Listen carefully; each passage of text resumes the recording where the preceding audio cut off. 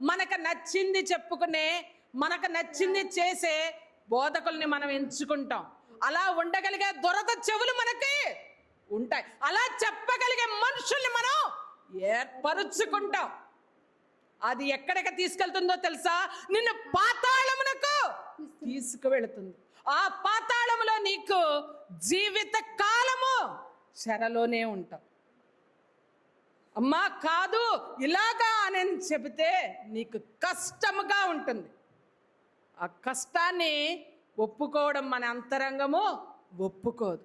అలా ఒప్పుకోనంత కాలము కూడా నీ ప్రార్థన దేవుని యొద్దకు చేరదు. ఇక్కడ మనం 3-4 వచనాలు చదువుతున్నాం, కానీ దైవ గ్రంథంలో 248 ప్రార్థనల గురించి విజ్ఞాపనలు, ప్రార్థన నెరవేర్పులు, ప్రార్థనలకు కలిగిన సమాధానాలు ఉన్నాయి.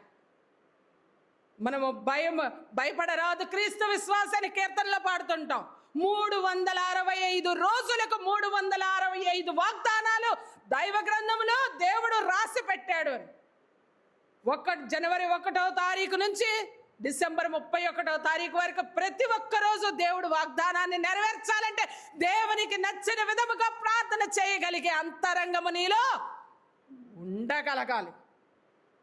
అలాంటి అంతరంగమునే దేవుడు కోరుకుంటున్నాడు. ఒక్క విషయంలో కాదమ్మా, ప్రతి విషయంలో కూడా దేవుడు ఏం కోరుకుంటున్నాడంట? ప్రార్థన. రెండవది విజ్ఞాపన. విజ్ఞాపన అంటే మనకు ప్రార్థనకే ఇది లేదు, విజ్ఞాపన ఏం చేస్తామని చెప్పండి? విజ్ఞాపన అంటే నీ అంతరంగాన్ని ఒలికించడం. సమూయేలు గ్రంథంలో చదువుతాం, సమూయేలు గారు పుట్టడం కొరకు హన్నా గారు ఒలికించారు అంతరంగమును. ఆమె పెదవులతో చెప్పినదా? ఏలీ గారు వచ్చి అడిగి ఉన్నారు, నువ్వు మత్తురాలువై ఉన్నావని. కానీ నా అంతరంగాన్ని దేవుని అంతరంగంతో మిళితము చేసే విధముగా నేను విజ్ఞాపన చేస్తున్నానని ధైర్యముగా చెప్పగలిగింది. అంత ధైర్యముగా చెప్పగలిగే విజ్ఞాపన ఎప్పుడు వస్తుందో తెలుసా? ఇది పెదవులతో రాదమ్మా, అంతరంగముతో వస్తుంది విజ్ఞాపన అనేది. యేసుక్రీస్తు ప్రభువారు దివారాత్రములు కూడా నీ కోసం, నా కోసం, మనందరి కోసం విజ్ఞాపన చేస్తూ ఉన్నారు.